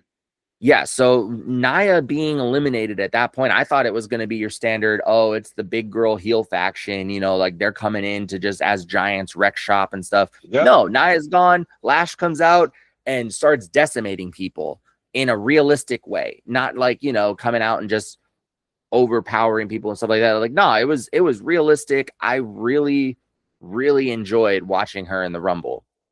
Plus her Totally outfit, agree. her outfit choice, small little thing, right? But we're all about the details here. Her outfit choice was perfect because in the backdrop of the dark stadium, the brightly covered canvas and everybody else wearing their like golds and blacks and blues and stuff. She comes out in that like, that deep, like rich purple color. You could see her anytime you saw the ring, you saw where she was. And I thought that was brilliant. Like you could not help but to see Lash Legend That's a in good point. that I rumble. didn't even So I didn't even think about that. That's a really good yeah. point. So props to her. Number 3, I'm gonna put Sol Ruka just because Great pick. Great pick. the athleticism that she shows is otherworldly. It's crazy. I am so excited for when she gets called up. Like It's Lash not is if, it's already when. here. Yeah, it's when, right? And I want her here last month kind of thing, like I want her to have already been on the main roster, but I get she's doing a lot of really cool stuff in NXT. And I'm waiting for that call up, but between what she's doing there, her storylines, her pushes, like how she performs and everything, like she's getting that number 3 spot. Quick question on her. Yeah. Is there a better finisher in the game? Oh, dude. I think Okay, maybe so not. That's visually, no. Visually, I'm gonna say no. Yeah. Like the Soul Snatcher is it is peak, nuts. right? It is so good. And then she But did a few spots on the Rumble where she was like double yeah, hitting people with the Soul Snatcher. and then like She's Soul good, Snatcher man. off the ropes, not even off the corner, but off of the ropes, like So good, springboard dude. Soul Snatcher. Like, oh, So good. Yeah. the only problem I have with it is that like the setup is predictable. It's like the same thing with like the OG cutter. It's Sure. impressive to see, but the setup is like super telegraphy. Yeah. But that's a purist point of view. From that, like, so is the Styles Clash. Like the Styles Clash, if you really look at it, makes zero sense as a finisher. Yeah, you got to set it up. Yeah. Yeah, but it's it's fun to watch. So yeah, I'm gonna say no. I don't think that there's a better finisher in the game right now. I'm gonna say it on air. Sorry to Randy Orton. The RKO may be the 3 most dangerous letters in sports entertainment, but the most impressive and, dare I say, devastating finisher in the game is the Soul Snatcher. I'm gonna propose. That's on record. Yeah, Come at me, Randy. Come at me. I'm gonna propose that maybe next episode we do a top 5 finishers, because I haven't thought it out, but as of right now, at this moment, I'm not sure I could think of at least a current one that's better than the Soul Snatcher. But we'll go all time on our list, and we'll see if the Soul Snatcher winds up on either of our lists or not once we kind of sit down and think about it a little bit more. But I did want to propose that. I wanted to throw it out there. I apologize for interrupting your list. Soul Ruka at number 3 is a solid pick. Solid pick. Thank you. Number 2 is going to Miss Rodriguez herself. Raquel has really, really been showing up for this main event push that she has, and even though she did come out in a losing effort to Stephanie on Raw, I don't think that this is the end, and I do think that she will have gold around her waist at some point this year. So I'm really enjoying her storyline, and I want to see what happens. So she gets number 2, and then number 1, same as you, it's Liv. She won the Rumble. Like it doesn't I wasn't necessarily in her camp to win, but she did, and you can't ignore the momentum behind that. So, gotta give she respect. gets it. Yep. For the men, my honorable mention is going to go to one Mr. Sami Zayn. It's Sammy. I don't really think I have to put it further than that, right? Like we talked about this throughout. Totally it's fair. Sammy. There's that. Number 5, Cody. I don't think he's doing the heavy lifting in this feud with Jacob, and I think that that's the right call. He's giving space for Jacob to bring what he's bringing to the table into like more of the spotlight, and I really respect that about him, because it seems like he's giving the rub. Like Cody's already there. Why does he have to be the guy in this? So with him bringing in Jacob, willing to take these spots and everything, like willing to take, like seemingly take a step back and let Jacob shine a little bit on the promos and everything. I think that's really awesome. And also it just like kind of speaks to the character of Cody, you know, as a person and as a worker, like willing to push up other people, and you know, kind of that whole like a high tide raises all the ships kind of thing. So Yeah, um yeah. so he gets that. um Conversely to that, number 4 goes to Jacob. He's been killing it with this feud. I am so invested in this. I want to see them go to toe to toe. I'm a fan. In case I haven't made that clear, I am a fan of Jacob. I wasn't familiar with him before, prior to him showing up in WWE, but since he's been showing up to since he showed up in WWE and I've been able to watch him, I'm like the dude's style is fun. It's pretty unique, and it's done in a way that makes sense. You know, like I've said that before. I Mm. didn't like necessarily the Braun Breaker, I'm invincible, you can't hurt me, no cell style, because it didn't make sense on a storyline level. Like he didn't know when to turn it on, when to turn it off, or how to turn it on, turn it off during a Right. match. Jacob, with his pretty much the same all gas, no brakes, no cell style, makes sense because he does seemingly know when to turn it on, when to turn it off. Like he does still know when to be hurt and for how long, and before he rallies back, you know, that kind of stuff. It makes sense in the way that he does it, and with his character in a way that it doesn't for Braun. So just I've been a fan of his for a while.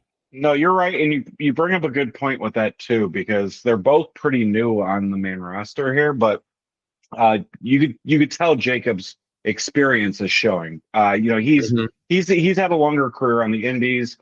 He was in MLW for a while. He's had good matches with good people. He's been around for a while, and you see that with how he's been portraying himself on the main roster. He's not. I'm not saying he's up to speed as much as all the main eventers in WWE, but he certainly does have some valuable experience that he's utilizing to kind of elevate himself. So I definitely agree with that. Yeah, and I mean, realistically, like you look at it, if you're looking at who's your influences and stuff, and who do you have to talk to when you go back home for Thanksgiving or whatever, like, sure, Braun has, you know, his dad and his uncle, and that's great, you know, Hall of Famers and everything, like, just, you know, For they sure. were But great in their own right. It's not the same. It's not the same as, you know, no, having no. the family, you know, like Yeah. you have such a deep well of influence going back so many different generations, covering so many different aspects of this business that you can get advice on or ask questions about and stuff. You know, everybody from The Rock to Roman to Rikishi to the Great Samoas, you know, like, or the Wild Samoas, like, you know, like Yeah. these are the people that he has just around him. You know, that's just his family on speed dial, like, you know, texting him and stuff. So I think that that's definitely also playing a part. Not to like, not you mentioned his indie 100%. stuff and everything. I the experience is invaluable and everything, but I also feel like, you know, just the people he has, you know, at his, not at his beck and call, but you know, the ability to just reach out and ask is probably a little bit deeper in that knowledge pool than what Braun Breaker has available to him. Yeah, it's his Unfortunately, which, camp. yeah. Yeah, no, So he's got two legendary people in this family from a previous generation where Jacob has, I mean, he's kind of like the then now forever guy, right? Like he's yeah, got people from previous generations, he's got top guys from this generation, and then he still has a handful of family who's on the indies too. So he's got a bunch of people he can grab some advice from. So yeah, yeah. that's a fantastic point as well. Yeah, which, no shade to Braun. Like I said, I'm not a huge fan of the no cell style, but I Sure. will say Braun has, since watching him just in the past year alone that I've, you know, been shitting on him, his mic work has gotten better, his in-ring work has gotten better, he's become more technically sound, and the flow and storytelling in his matches has gotten better. So it's as much, you know, it's like I'm not, if put it this way, when we first started this podcast last summer, I was like, Braun Breaker is mid card flame out talent at best. You know, like you're going to give him a title and he's not going to be able to hold it, and the crowd's going to turn on him, and he's going to be relegated to oblivion before he signs with AEW, like kind of thing, is going to basically be carrying Cross. Yeah. And he turned that around. Like a big part of that was the vision and everything, but they teamed him up with a freaking genius of the business, and he did seemingly go back and was like willing to learn and be a sponge and absorb what was going on around him and stuff. And he was not only willing to listen, but willing to learn and put that in place. And that means a lot. It shows through in his work in the ring and stuff. So if Braun got a title anytime in the future, like even near future or whatever, like I wouldn't be mad at it, honestly. He's at that level. Like I think he still needs a little bit of polish, but he's leaps and bounds different than where he was even 6 months ago. So hey, that's what it's all about. You want to see these guys develop, and he's shown that. I agree. All right. So moving on to number 3, we got CM Punk. For all those reasons, like the dude is basically carrying on like 3 different feuds, or was, just back to back to back after getting this belt, and more recently, like just this stuff with Roman and everything. Banger matches with Finn. He's been a fighting champion. He's been carrying the company. Like I don't know really where else you go. Like he's stable. Not too much on the AJ. He just had a good match with AJ. Yeah. That was interrupted, but it was a good match. So yeah, I mean, it was a good match. Yeah, so I'm putting him at number 3. Like I said, I don't expect him to keep the title, but as of right now, that doesn't mean that he's still not going to be on the top 5, because CM Punk is always around the top 5 hovering, Yeah, so he's the top guy. Number 2, my dude Oba. You can't ignore that debut. I'm sorry, you can't. I agree. I saw him. He is the reason. Oba Femi is the reason I got back into NXT. From that Saturday night main event, John Cena's last. That was it. Like I saw that, and then I was like, okay, what? Let me maybe check out NXT. Then they had Sol Ruka come out and beat Bailey. I'm like, damn, this is what's in NXT right now. We got Javon Evans and Leon Slater. Like, okay, I'm in. That's it. Yeah. Stop. Shut up and take my money. I'm good. Like, we're good here. So I've been watching since then, and then I get to see him fight in like 2 matches, and then he relinquishes the title. Then I got to wait another like month and a half for him to come up to the main roster. It was crap. But he gets on the main roster. He does what he does in the Rumble from number 1 and comes in and squashes the War Raiders, which I agree shouldn't probably not have happened to the tag team that you're trying, when you're trying to build up the division. But I can't really think of 2 other people that if you're going to go out and just squash an established tag team, like, and have it like visually look impressive, that was probably the perfect call, honestly. So sucks to be the War Raiders, but damn that aesthetic though. I agree. And then number 1, Roman Reigns. It's going to go to the Rumble winner. Totally fair. He wins the Rumble. He comes in, has banger promos with Punk, and I can't say that I'm necessarily looking forward to, or just really anticipating his matchup at WrestleMania, but I don't think it's going to be a letdown kind of thing necessarily. Like I think he's going to go in and have a good, decent match. I think at some point he's just going to overpower No Cell and beat Punk like Roman does. But I think this time, without having Heyman, without having the bloodline, I think he's going to do it clean. So it would be a definite start in the right direction. And hopefully, if they do give him a longer title reign, it's not marred by the mistakes that they made in the past where, hey, we're going to throw Roman at you and push him down your throat. We're also going to bill him as the most dominant champion in history, but we're also going to make it so he can't win a match without someone interfering on his behalf. Yeah. it was a really, really, really bad um way to handle it, I guess, is just the only way to say it, in my opinion. I wasn't a fan of Roman's title reign specifically for that. I dig in my I'm one up to the sky, when he comes out. I'm all Mhm. for the OTC.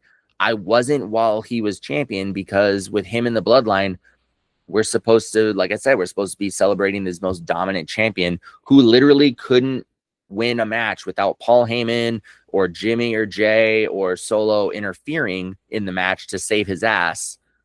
And for his first, what was it, 4 or 5 title defenses during that reign, like, he got overshadowed so hard. So he got out wrestled like crazy. Like, Yeah. it was kind of embarrassing a little bit. So I wasn't a fan of that, but whatever. That's the past. Hopefully this one's different going forward. He gets my number 1 spot. Okay. Hey, I like it. That's a good list. Yeah, I mean, hard to note anything else. I mean, we had a decent amount of crossover, but yeah, good list. And as we sort of near towards WrestleMania, we'll throw the list back out there, Justin. We don't have to do it every week, but we'll keep them going, keep them comparison, and then yeah, maybe next episode we'll do some top 5 finishers, eh? Yeah, I dig it. I dig it. All right, great, man. Awesome. Well, with this long ass episode, we're gonna go ahead and close it out. If you've stuck with us this long, thank you so much. We appreciate you. If you haven't, you're not hearing this anyway, so piss off. Yeah. See, now we're just going. This is the heel route. We're post WrestleMania. Like, this at Road to WrestleMania. You get heel Michael and heel John. That's what Yeah, it is. and your football team sucks. You know what? Yeah, I don't know what it is, but your football team sucks. Especially you people out there in Poland listening to us. Yeah, yeah, Yeah. yeah. You guys didn't even make the Super Bowl. It didn't even come close, Poland. Never won any world championships. Okay, so yeah. Aside from with all of that down, I'm Michael. I'm John. Don't stop believing, guys.